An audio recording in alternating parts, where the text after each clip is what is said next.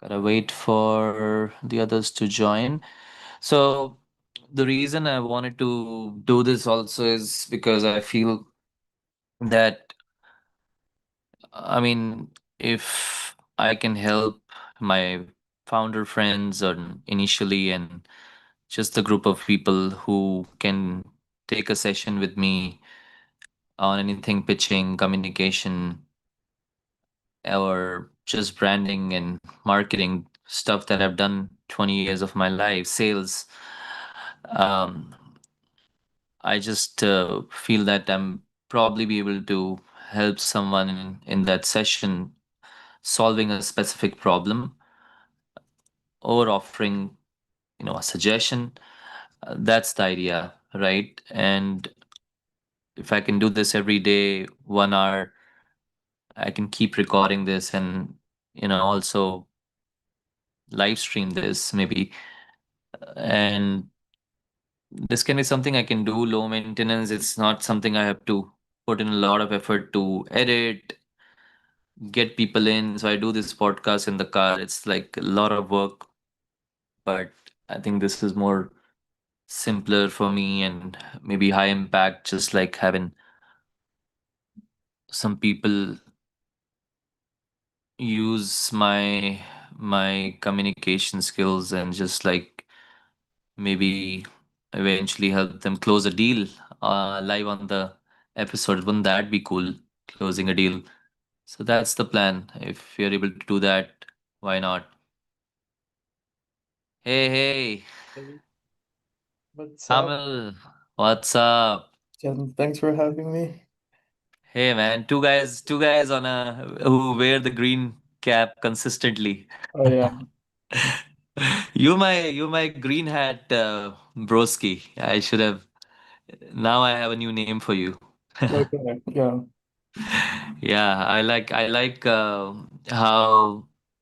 how we were vibing from day one. I think where did we meet? Super Team, the yeah. your So office, I I think a guess. couple of weeks ago, we were hosting the Toronto Bill Station for the Solana Coliseum hackathon. So there were 2 weeks, 24/7 Bill Station, and we met one of the nights where I One of was the nights, yeah. babysitting the Yeah, yeah, yeah. Shout out to even our friend Shabs. He was there. He told us that, oh, there's an event going on upstairs. You guys want to go? And that was pretty cool. The idea of prompt nights also we discussed, right? That yeah. we can probably do that. We still have to. So Kamal, why don't you introduce yourself? I know you as a Web3 guy who's building something really brilliant. Not necessarily Web3, but how to get people to imagine books, right? Yeah. To the way they want. That's how I see you as like someone who is helping the world imagine the books and translate that into, videos or whatever they want. They want to read that in whatever format, right? Yeah. Okay, thanks for the introduction. So, like a little bit about myself. I'm a jazz musician. So I used to play about 200 shows in Toronto about every year, and I was on Toronto Jazz Wow. FM as well. And then, but since school, I started my first, second, third company, and this Mm-hmm. current one is really about publishing. How do we get authors and publishers compensated fairly in a fast-growing, audiobook market, and on top of the traditional ebook publishing. But I think in media in general, in digital media, um, I think the future of media in general is going to become significantly more intelligent and interactive. So, based off of this solid foundation where we get creator paid fairly, I think we're working on a new framework where all the media will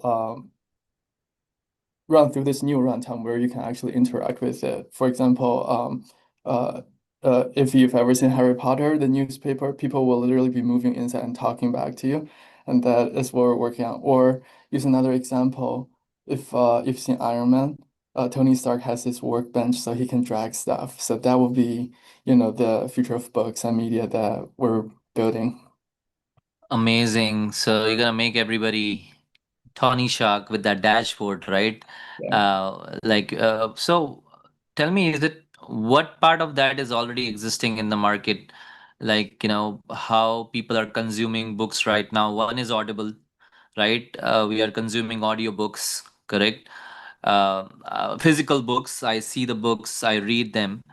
What are the other ways people are doing these sort of visual story telling books? Also, I feel exist, right? You have some software, some platforms which will be making visuals of the book, right? Because now with all the tools that are out there, it's easier to make visuals from just describing it, right?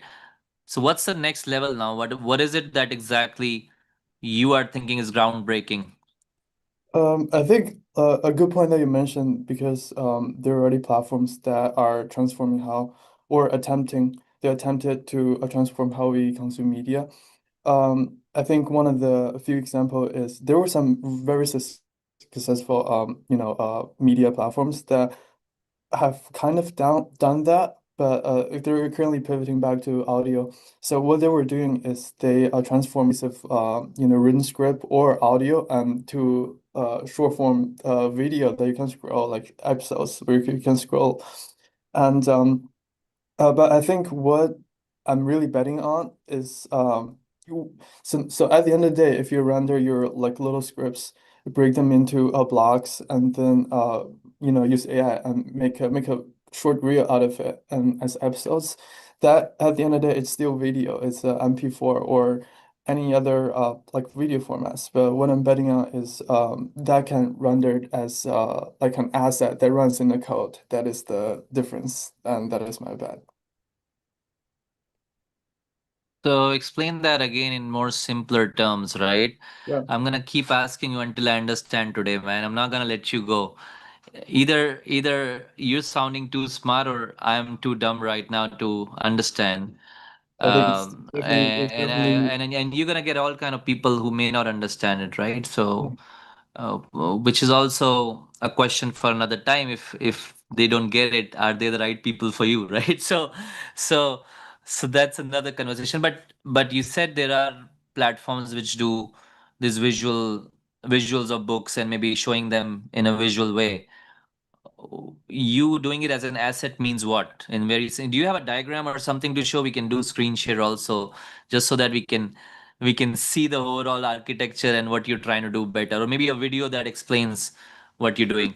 not at the minute. This is what we're doing. It's called jazz. So we're it's just in the moment. I do not have anything prepared, honestly. And What is I it think like, jazz? Tell me as that. That's yeah, very interesting. What a like I went to like I mentioned, I used to play music, right? And I play 200 gigs. So the music that I play is jazz. So we get on a bandstand and yeah. we just play the tunes and we there's a huge element of improvisation. So there's no I think the for jazz the homework done is in the practice room where you memorize all the tunes and harmonies Yeah. and on the bandstand is just based on what you've practiced, what is available, and you improvise on top of that. And that is kind of what we're doing. So I do not have, it's just a long way of Wow. saying I do not have any So really you prepared. you do improvisation with jazz, and you kind of, as a founder, you're the same too, right? You're like you're treating it as like jazz music in a way. How you building startups. Um, yeah, I think in terms of, yeah, well, I First tell think me a good first tell me a good jazz song to play. I wanna listen while I'm talking. I'll probably not a be able good to make you a all listen, but good tell me a jazz song. song. I think anything Stan Getz does is pretty good. Like new age jazz, or or this old Stan jazz. Getz Like is what should I put? What's a good keyword? let's just type Red Garland. It should be he does piano stuff and it's not super intense. This guy? Yeah, anything that he does it should be the second the Red album. This works too. This is good? Yeah, not the ad, but Nice. Okay. I Gonna could not hear anything. probably. It should be good. Yeah, Red Garland's he's solid. Thanks for introducing me to. I mean, I think I still don't have. sort of the passion or the taste for jazz yet. I've not been to a lot of jazz nights. My friend is actually doing one in August in this place called Poetry. Oh yeah, I do. I thought they closed down their old location, but maybe they opened a new one. Yeah. See. Yeah, I want to do a stand-up comedy and jazz night, something, right, at Poetry. And then, invite people in. I want to do that kind of event maybe someday.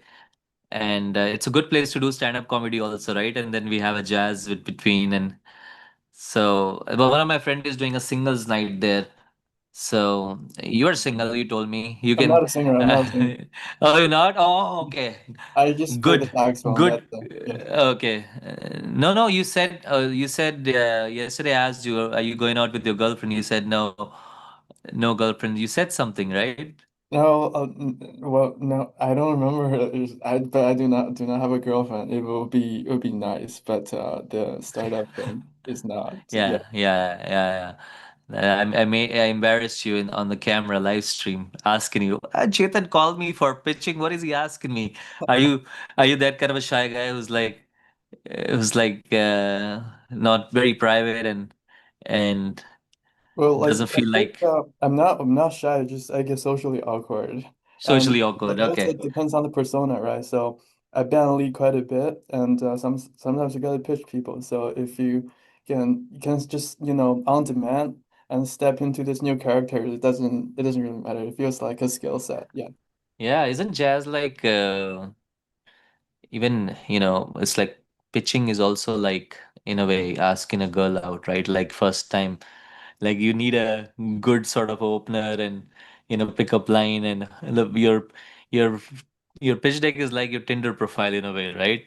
So if you think about it, you need to get a meeting, right, with the VC. That's why you send a pitch deck. And it's the same way in the Tinder profile where you're trying to market yourself and show it yourself in a way that the other person just like gives you a chance. Let's talk, right? Yeah, but like based on my experience, I think it depends on the fund, right? So if you're sending like all the meetings that I got from the God tier funds, Yeah. they're actually from cold emails. What is Yeah, it? and there's no deck involved, just like two Yeah. seconds cold email, and then that's gotten me the highest ROI in my experience. Wh- what is the cold email? Can you show me one cold email that you sent? The title, I'm not gonna name the fund, but they're Yeah. like a God tier investment firm that invests in SpaceX, Tesla, and Uh, Twitch and all of that. Um, the subject of the email is a cool project. a cool project. Yeah, and then okay, hey, fund manager name, and then I'm building in this blah blah. This is what I believe in, and I think I really need your help in blah blah regard. Would love to pick your brain and all of that. Tell me what you wrote. Like, what did you write there? That is Wha- exactly the email. So like, hey, and the name of the fund manager and Yeah, fund manager. I understood after that. What did you say? um a founder from Toronto. I'm building like in this area, and my core thesis is like, for example, my core thesis, the future of media is going to become significantly more intelligent and interactive, and then this is where I'm at, and I think I'll need your advice, or what do you want from him personally, maybe not even for investment, and then Yeah, yeah. after that email, we actually just went into the due diligence process and gotten first and second meeting. That Wow. happened with some other funds as well. But There was no deck. There was nothing. Just a cold message, right? yeah, Not even sometimes like they a. ask you for like a deck subsequently, but Yeah. usually book a meeting before, like, or at the same time they ask for a deck. That is my experience with some God tier funds. But for let's say A tier, or some of the top tier early stage funds, I think the experience were more like what you said. The deck will probably be your Tinder profile or something. Yeah, yeah, yeah, yeah. But the message is very important. What you write in those two, three lines should tell about what you're building and why you should be trusted, right? Like, or maybe an insight that you talked and they felt like, oh, this person knows what he or she is building. Let's talk. So one is the category should be interesting for them, right? And yours is, I think, in a way, interesting category. I feel we'll come to it that if it's a challenge for you or something, but I feel, you're trying to disrupt how books are going to be read or visualized. It's an interesting idea, right? So I think that helps you, and then maybe you use some words which gives them more confidence, like this guy knows he's cool because sort of he's not pretentious, he's authentic. I think that also helps a lot if you're authentic. And then I think, what is a big insight in your 2 3 lines, like that space that you built in? Why did they reply? What do you think? What did they like? Just, stand out, find a way to stand out and be very genuine and don't waste people's time. I think that would that is my approach. I don't it's not like it's not the best thing for everybody, but that is what I'm working with. What, that don't waste Yeah. any And time, stand or? out, like you gotta like stand out somehow. For example, Yeah, yeah, the subject, email subject, the title is a cool project, and be always be genuine, and like don't waste people's time. So if you're reaching out to like people, kind of be interesting or something be of value to them, like respect for of other people's time. That's what I'll say. It's not like I want to book a meeting just for you yeah. know, just for fun, Yeah, Yeah. yeah, make it something personal, right? And if you make a cold pitch to an investor, right? Uh, have you ever done that? Like picked up a call and just called an investor, like this is what I'm building, and I'm just calling for a coffee or something. Like, have you done anything like that? Um, I don't think I have. I just only called emailed before. That is my experience. Yeah, And yeah, in real life, maybe there's a mutual investor that me and my friend we both knew, and then got an intro and then co-pitch from like that way. It's semi-warm, but yeah, that yeah, yeah. but I've never done direct calls. Yeah. What would you say if I connect you maybe to a couple of VC friends? I mean, even though they're in Canada, and I know you told me about it. I'm looking more, it's mostly US, but I'm saying, imagine we tried making a call, and like if you have to tell them and get them excited to meet you, what do you say usually on call? Probably case by cases. Yeah. What do I say? Like I think like if elevator pitch like as quickly to just get through there as possible. That could be that that might not Yeah. work. So Yeah, I mean, depending on you I to mean, give me good advice. yeah, I would probably say that, hey, I'm Kamil, but if you have you ever thought that you've been reading the books the same way in the last 100 years? Um, and I'm changing that, and I wanted to talk to someone to just test my elevator pitch. Do you have 60 seconds? Something like that. Like, you gotta, I mean, we can try, but I'm saying that's one approach, right? Where you honest, a little bit funny, and you're trying to keep it a little lighthearted.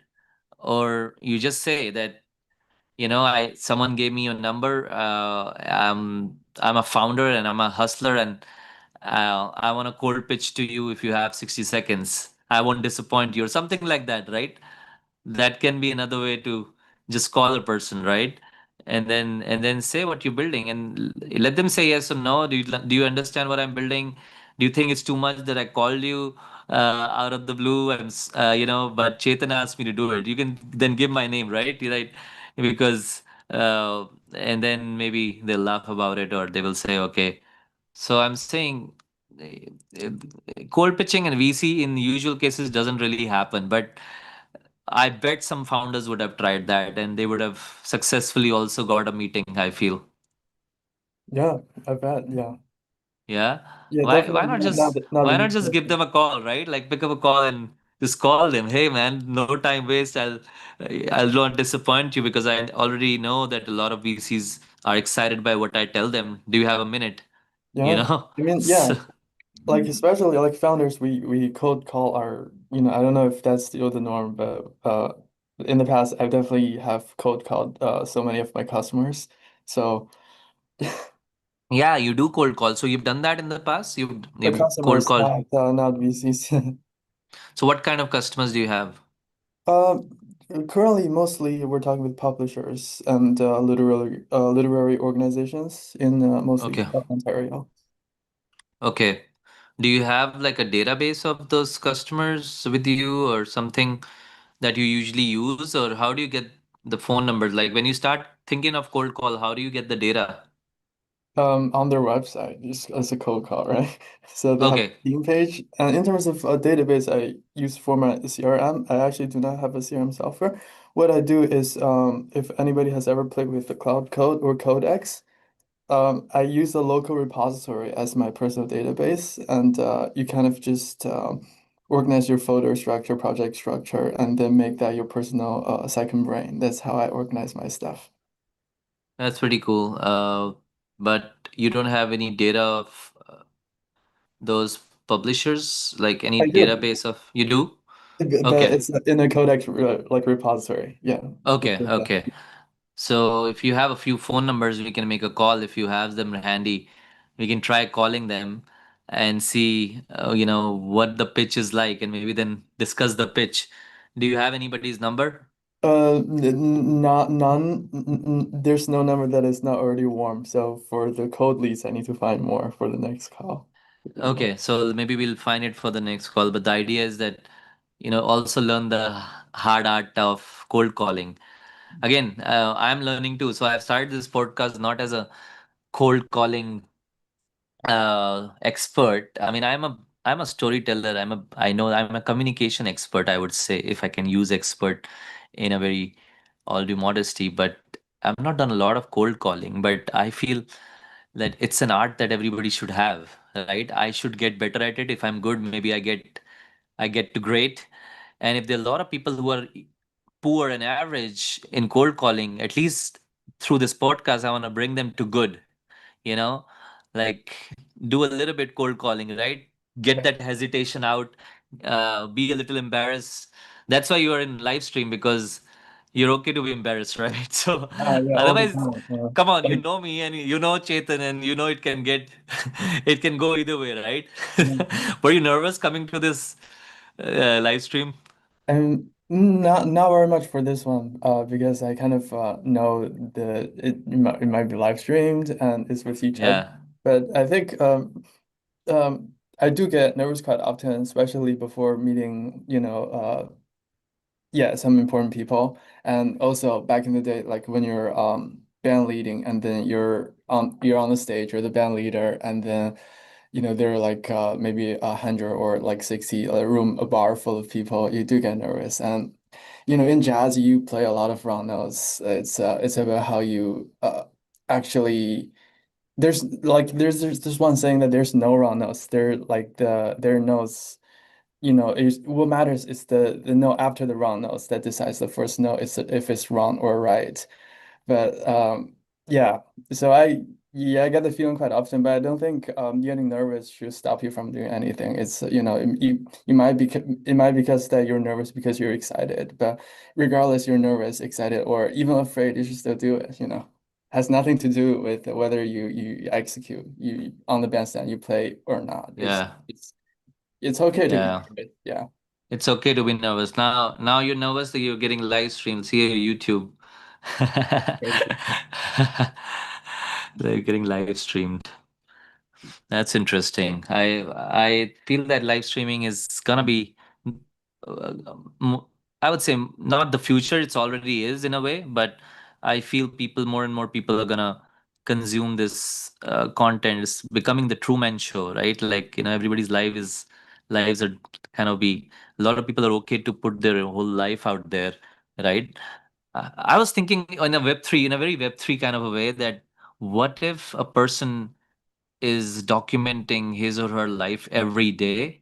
Okay, it's like a journal, Yeah. because and then but then it's very very private. To access that, you need to go through several layers, and for any reason, if a person passes away and is no more in the world, one person gets the access to that, to the whole streaming. There will be customers for that as well, I'm thinking.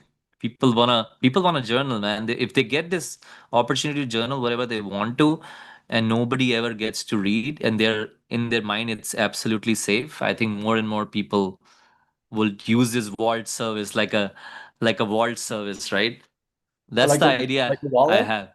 Yeah, it's like a wallet where all your memories are, and if one day you're not there in the world, it gets sort of displayed, it goes live or whatever, right? It goes public after 10 years. Everybody has an expiration date. After 10 years, my memories go live, right?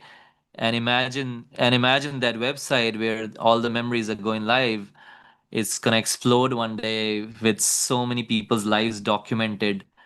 Um, like it'll be it's isn't a crazy idea sometimes, like if you think about it. Yeah. If you wanna work on this, brother, I can work on this with you. So, that's exciting for me. Yeah, we should chat more. I just immediately thought about the tech info design. So there might be some challenges, but like happy we should probably But what do yeah you think talk about. about it, though? What do you think about it?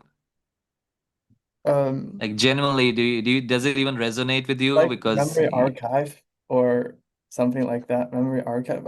Yeah, I think you mentioned like the Web3 element. So I think there might be a little bit challenge in terms of designing the system in a decentralized Web3 way, but I think there's something we could potentially figure out something. Yeah, it doesn't even have to be Web3, to be honest. I don't know why I said Web3.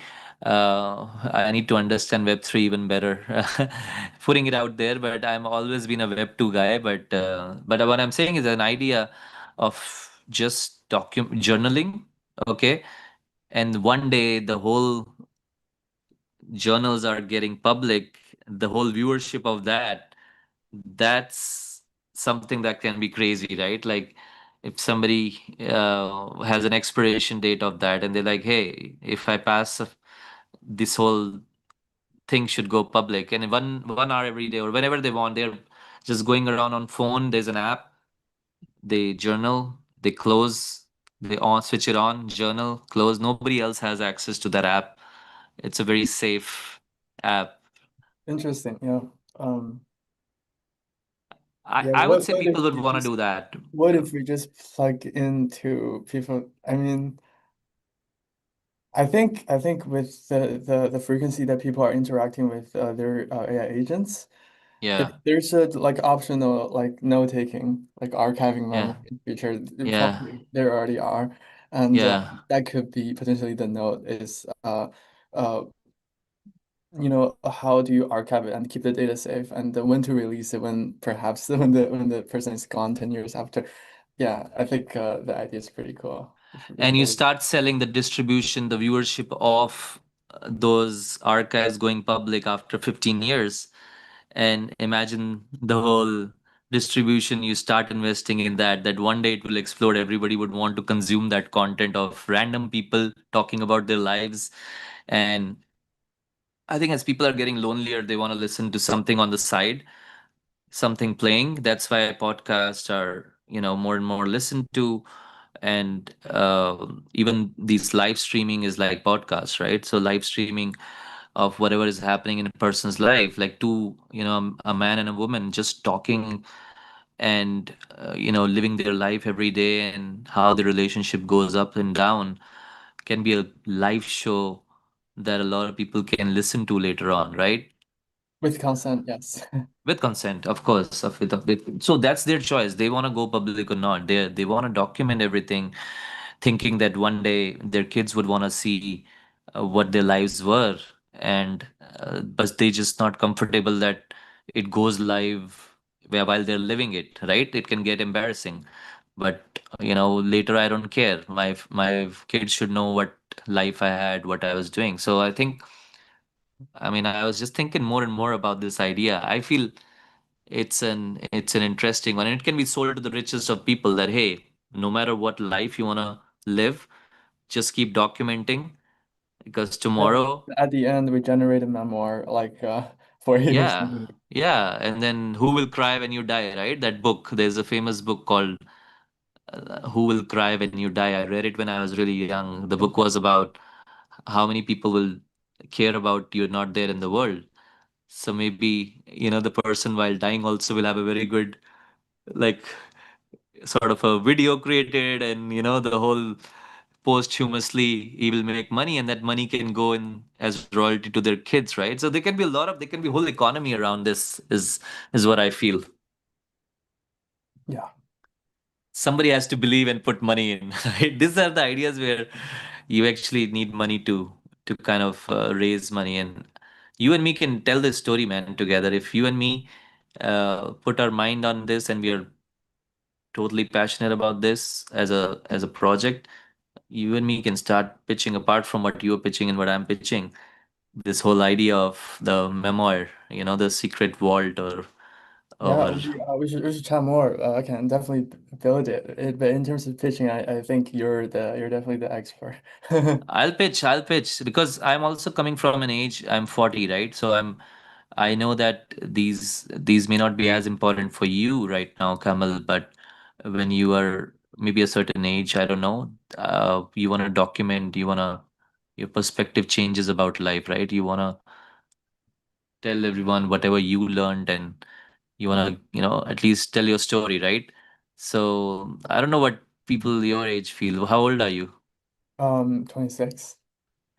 Oh man, you're actually the fifth or sixth person who's around 26, 27 in my life. I've had so many people now around me, similar age. But yeah, maybe you How do you think feel? Like differently. you don't, but like you talk in a way that, you speak our language, you speak people's language, like around You, 26. you tell me, you tell me, maybe I do. Yeah, I think you do.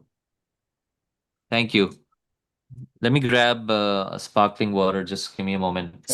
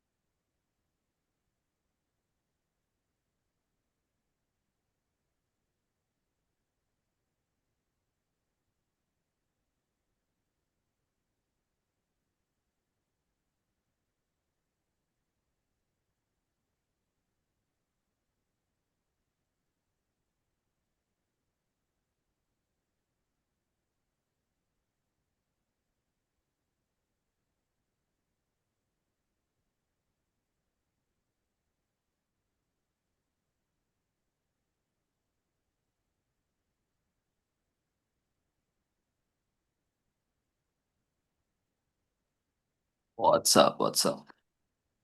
Welcome back. Yeah, welcome back to the show, the Cold Pitch Me. That's Oh, the this name was the of, Cool Fish Me show. I had no idea. I thought we're just yeah.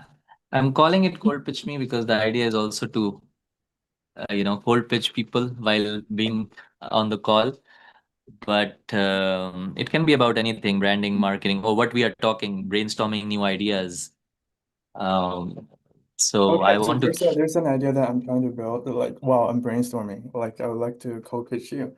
Do you yeah, remember? yeah, tell me. Do you remember? Yeah, A couple of years back, we there's a viral little digital e-pad called Tamagotchi. show me. So it has three buttons, and inside of the little machine, like a page machine or your walkie-talkie, you have three buttons where you can feed your digital pet. They're like pixely. You can feed your pixel pet, like you can b give them birth from an egg, and then you can grow them up. They can probably evolve into something bigger. And if your friend has another Tamagotchi, they can kind of link up and play.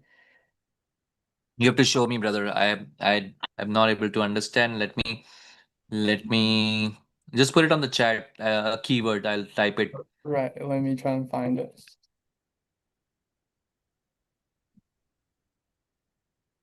while I'm listening to Red Garland. The music is now getting through to my end. That is okay. I know Red Garland's is solid. Yeah, because I'm wearing the headphones. I don't know if you'll be able to. Okay, Tamagotchi's in the chat.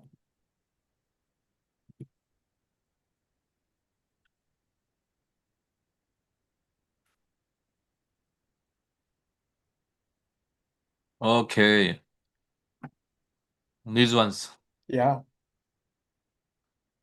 So what are you doing? You these were Um, very popular like few yeah, months so ago or years ago. What was it? many years ago. So Okay. now you put them in an NFC card, so that's their home, like Pokemon Pokeball. But inside you have like a little e-pad or monster. When you tap it on your phone, it dumps into your like mobile app for anywhere. And 30 minutes after it goes back into your card. So it's like a new interface for e-pads. Wow. It doesn't produce like a lot of value, just I thought it was fun. Something to. So it connects to your like what phone right now or like how does it Yeah, work? NFC cards like it's like your bank credit card or any VIP cards that you have. It could be metal, look Okay. and feel very premium. When you Uh, tap that on your phone or any like digital like user interface, yeah. and then it goes into your like user interface. You can see and interact with your e-pad, and then So later that.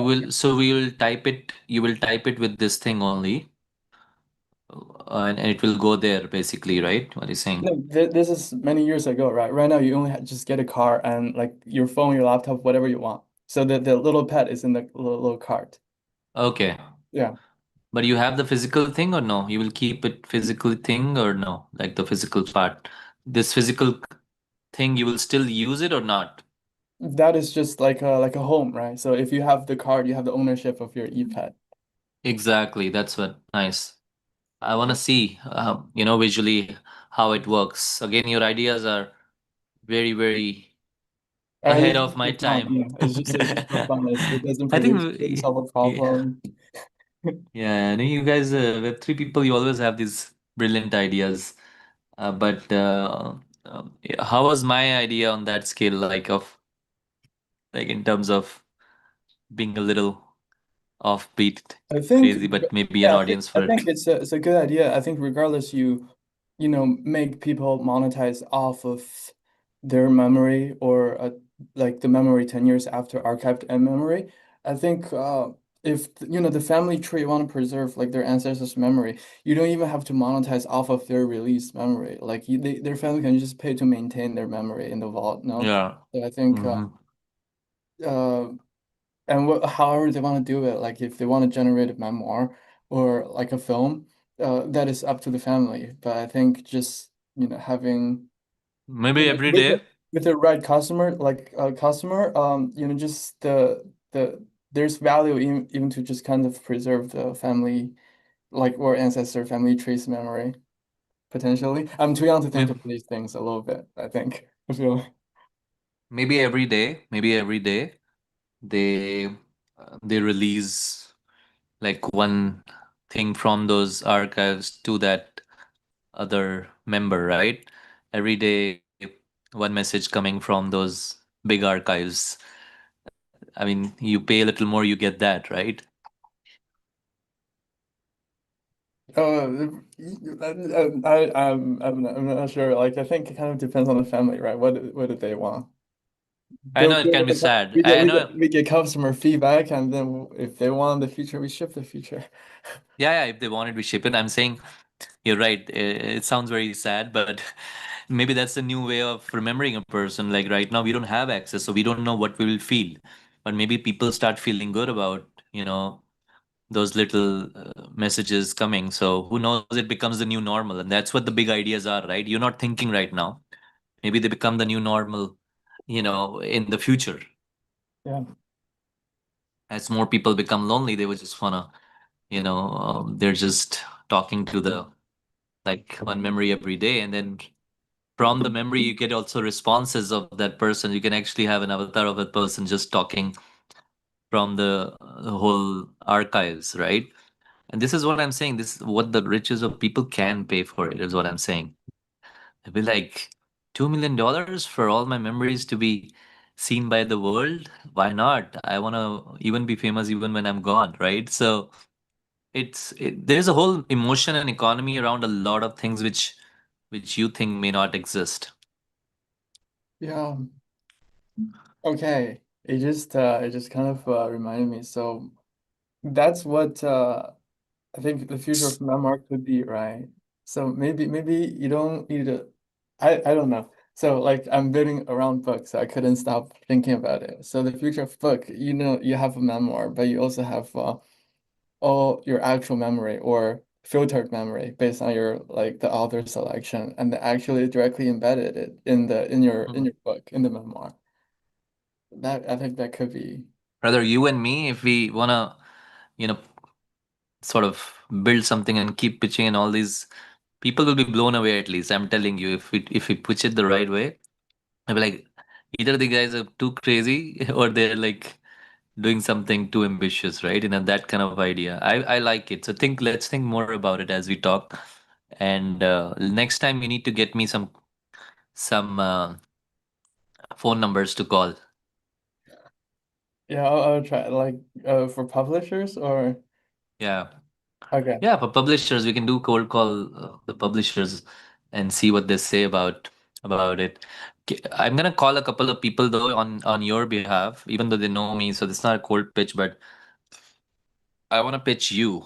So what do I say if I want to pitch you? Like, how do you open the cold call with? Like, I'm changing the way books are gonna be read, and how? What do Honestly, you I say? think that normally doesn't.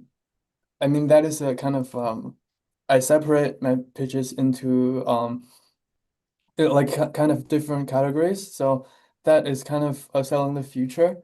But in terms of kind of communicating with publishers and authors, uh, it's really about now because I do believe the first part of when I'm building it. I think among all media sectors, book is probably the last one we have a last fighting chance to get writers, publishers, their fair royalty. So I think that becomes the main pitch for my customers. But like there's also the element of future pitch that doesn't work nearly as well as fair royalty. And but So I guess tell me your pitch. Then what is your pitch? Tell me the pitch that works the best for you. What is your elevator pitch right now? to publishers. So Anybody in person or anybody. that is my problem. I need your help. I couldn't consolidate. Like I couldn't merge those two pitches. So what has worked so far? Like, in the email, what did you write in the email? You got responses, right? You said.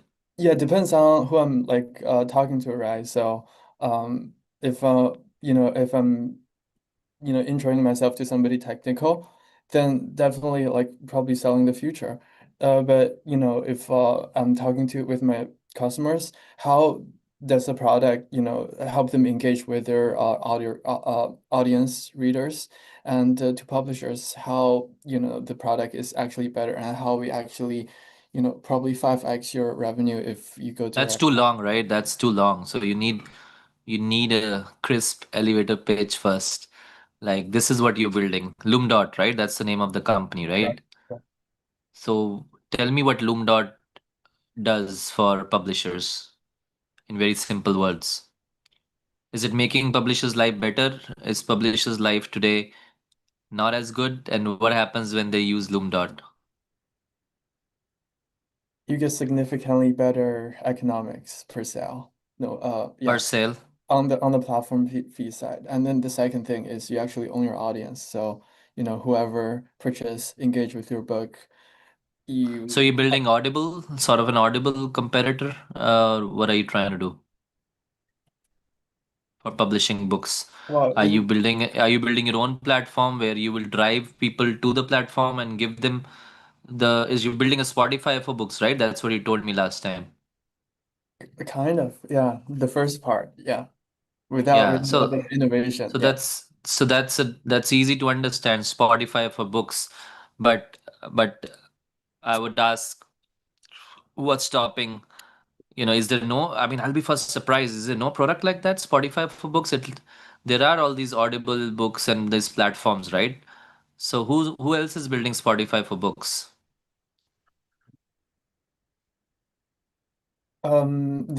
There are actually a lot of companies. I don't know, should I name them or Yeah, yeah, that's fine. yeah, I I mean, think there are people who are building Spotify for books, you're saying. yeah, there are other people doing that, correct. Yeah. So what makes your platform different then? Is it the traction? No, right? You right now you don't have the traction to excite. So what does your platform do differently than what others are building? Um, where I think two sides, right? The first one is, author and publisher, they get paid fairly, and the second one is they can engage with they can bring their own audience onto the platform. That is how the platform currently is, and then there's that future pitch, but I do not tell that future to everybody that I'm pitching. Okay, so you don't tell the future. So what you're telling right now is you get people to write books, publish them, build their platform, and so that they can make more money as writers, right? Essentially, that's the promise. Or If just you're a more, writer, yeah, correct, and more, or even just, exposure, deeper connection with your audience, right? Better discovery. okay, Because I think so for there are different segments to my suppliers, like marketplace platform. There are different segments. There are enterprise players, and there's medium-sized B2B customers, and there's also indie authors. They're like independent authors, and they want different things. So like kind of so all of those three segments, the emphasis on how I'm innovating the future of media, that is that is not so much. But and within those three segments, they kind of want different things. So the pitch kind of gets tailored for each segments. And no then if man, you talk something investors, is bro, something is off. We need to fix your pitch. You're saying too many things again. You tell me if you are helping writers pitch better or writers earn more money, I follow you till there. That's the mission of the platform. But tell me how isn't that other platforms also trying to do? I know Amazon is obviously not trying to do, they're gonna rip off people eventually, right? So what are the other platforms right now doing, digital or non-digital? They don't get paid. Like if you go to the publisher, you don't get paid much.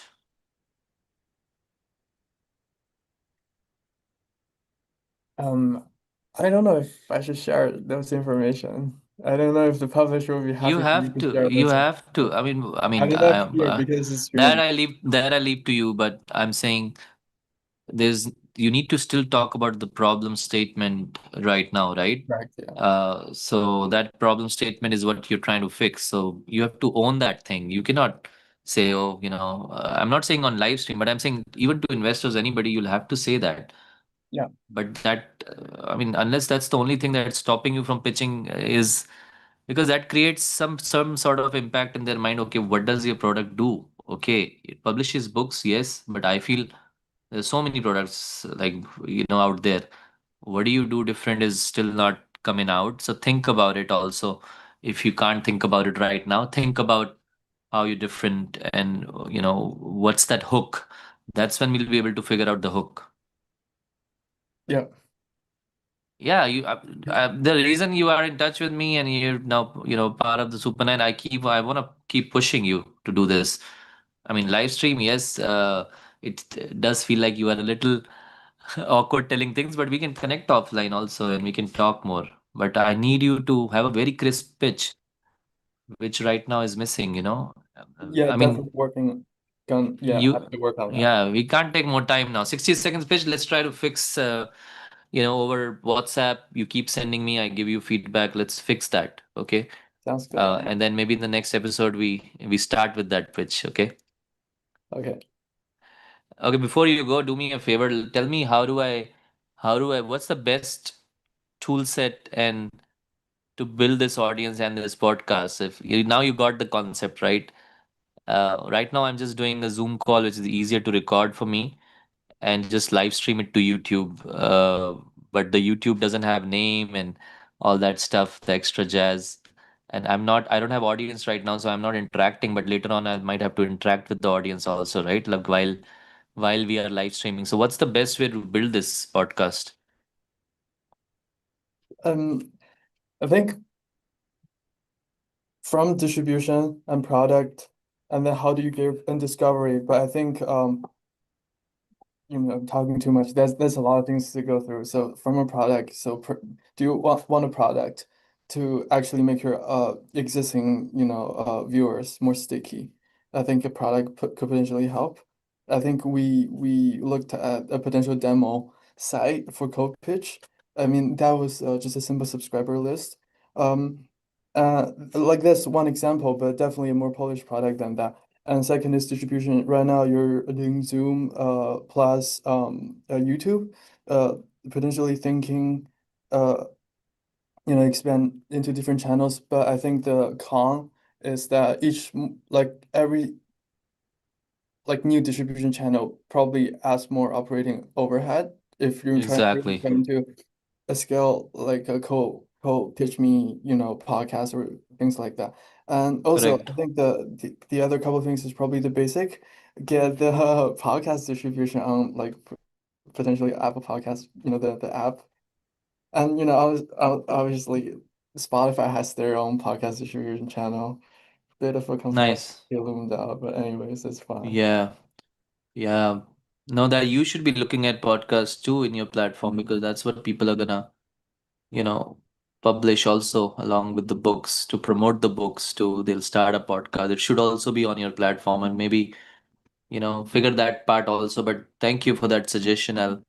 So for now, Zoom and YouTube is good, right? I mean, Yeah, it's if let's say if X.com, if it doesn't add a whole lot of overhead, then explore potentially yeah, adding that as well. And cool. like have a basic site where people can subscribe, and once you have a new episode, you can push to the subscriber. So like the site that we're building, potentially kind of polish that up and deploy that into production. I think that will be the first couple of steps. Yeah, let's do it. Let's keep talking. I And mean, potentially find uh, out find I guess speakers that are better than me. I'm very dry, so find people like every better day. than See, me. I'm starting now, right? So I'm also going to my friends in who are right now, so eventually if we keep doing it after a week, so next week I'm actually inviting someone who's an expert. He's raised seed money, he's a cold call, sort of an expert. And then a week after there's another girl who's done cold calling, so I'm also inviting her. So yeah, in between I'll have all kind of guests, don't worry. Yeah. It's the live streaming is every day. As the audience will build, I will queue the whole, people in. You're one of the first ones, so you should be happy. One day this becomes big. You're like, Yeah, oh now I'm just man, so embarrassed. Dude, what did I say back in the day? this is my second one, 2 day streak. So now I've completed 2 days thanks to you. And for tomorrow, I'm gonna. I think I have someone for tomorrow as well. So every day, I keep doing it, and then I keep inviting more people, and then more important people because they will want to see the followers distribution, etc. So currently I have about this podcast page is old, so I have another podcast that I run which is called Karnama, where I which has 2400 2.4K followers, which is something at least, right? So cold pitch me right now has 0 followers, so at least now initially I'll post here on this page. This is my podcast, Karnama by Yeah. Honest Create. And then maybe I can change the name later if it becomes famous, like Cold Pitch Me, and then use this to start with because at least it has some videos, it has some followers, right? Cold Pitch Me is all scratch, so I'll collaborate with that page and then try to grow that brand. But Perfect. thanks for being here, man. Take out the numbers next time. We'll make some calls, okay? Yeah, okay. Yeah, thanks for having me. And All congrats on right, setting bye. this week. Yeah. Yeah, thank you. 2 days free. Now let's do the third day.